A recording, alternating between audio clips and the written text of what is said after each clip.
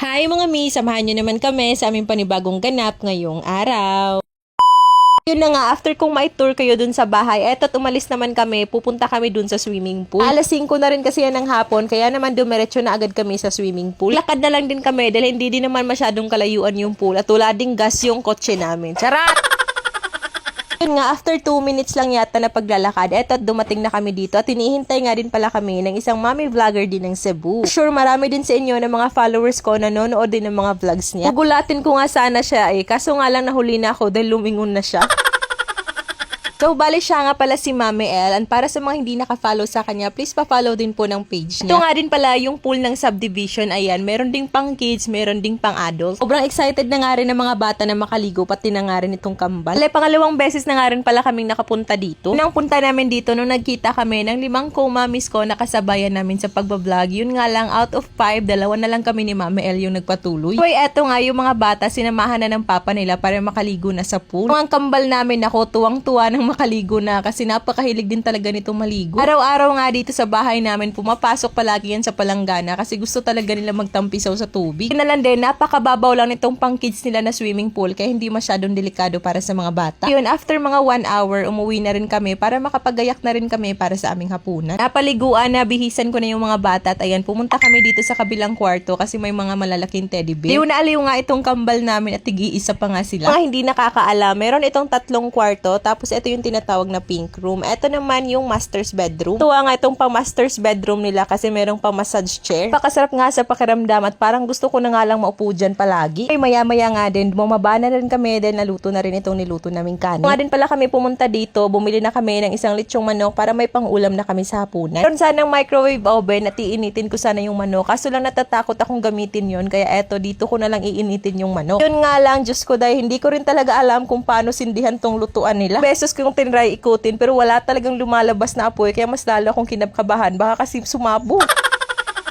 Patulong na rin ako dito sa asawa ko. Yun nga lang hindi niya nga rin daw alam. Nako, ignorante jud kay Day. Nahihiya akong mag-chat sa may-ari kung paano gamitin to. Talagang nag-chat na ako sa may-ari kaysa pa makasira ako ng gamit nila dito. Yun nga lang, walang stock na mantika. Pangit naman kung walang mantika kasi baka didikit lang yung lechon manok sa kuwali. Etong microwave oven na yun na pagdiskitahan ko para iinitin na lang talaga. At salamat kay Mami El kasi tinuruan niya ako dito. Sorry na mga mi kung ignorante sa paningin nyo. Ganun talaga kasi wala naman sa bahay namin yan. Anyway, yung mga mag-aama ko naman, ayun, nasa sala at nanonood sila ng TV. Tapos ako, eto, naghahanda na ng mga plato para sa pagkain na namin. Yung mga mi, eto talaga yung pinapangarap kong gustong lagayan ng mga plato namin. Yung pull-out tray lang ng mga plato. Pati nga rin to lagayan ng mga kitchen utensils nila. Nako, grabe, bet na bet ko din talaga yung mga ganito. Kas din kasi talaga nito makasyala. Tapos mas organized na rin siya tignan. So siguro nagtataka din kayo. Kami lang siguro yung nakita nyo nag-staycation. Tapos lechon manok lang yung ulam. Tapos wala rin mga mamahalim, mga masasarap na mga pagkain o kay pang snack. Kasi may ex-deal collaboration po ito at syempre ginab na rin namin yung chance kasi gusto din namin makapag-relax at makapag-bonding din ulit sa mga bata. At alam namin magiging magandang memories din to para sa mga anak namin. Kahit simple lang bagay yung ganap na staycation na to, thankful pa rin naman kami kasi nararanasan na namin yung ganito. So anyway, dito na nga din pala kami sa sahig kumain kasi napakalikod din talaga nitong kambal namin kapag kakain na. Takot nga ako dito sa TV nila mga mi. Baka kasi paluin ng kambal yung TV. 54-inch pa naman yan at ayun, napakakulit pa nga nitong si Baby Iyan pa na yung takbo. Ano ba namang nanay makakakain ng maayos kapag kaganyan? Anyway, mga bandang alas 9 naman ng gabi, eto binisita kami ni Mami El kasama yung husband niya at pati na rin si Adeng. Napakakulit at napakabibo niya na anak. Ito rin kasi sa subdivision siya nakatira mga mi, kaya ayan at nabisita niya kami rito. Finally, eto mapapanggigilan ko na nga itong si Adeng na anak ni Mami El. Napakabibo kasi talaga ng batang to, ang sarap panggigilan. Litlan din talaga sila dyan mga mi, gawa nang naiwan nga din doon sa bahay nila yung isa nilang anak. Kaya ayan at napag-isipan namin maglaro na lang dyan. True arcade nga pala yan mga mi at maghuhulog ka lang dyan ng 5 peso tapos good for 25 minutes na paglalaro. Excited nga kami maglaro na dyan. Ito naman si Baby Ayon, may sarili siyang mundo. Ang cute niya nga talaga dyan panoorin kasi gustong gusto niya talagang maglaro dyan.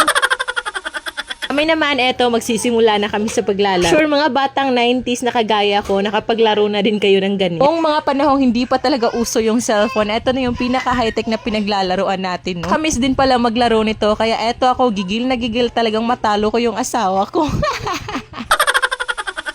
Para ako isang batang dyan, ayaw magpatalo sa kalaban.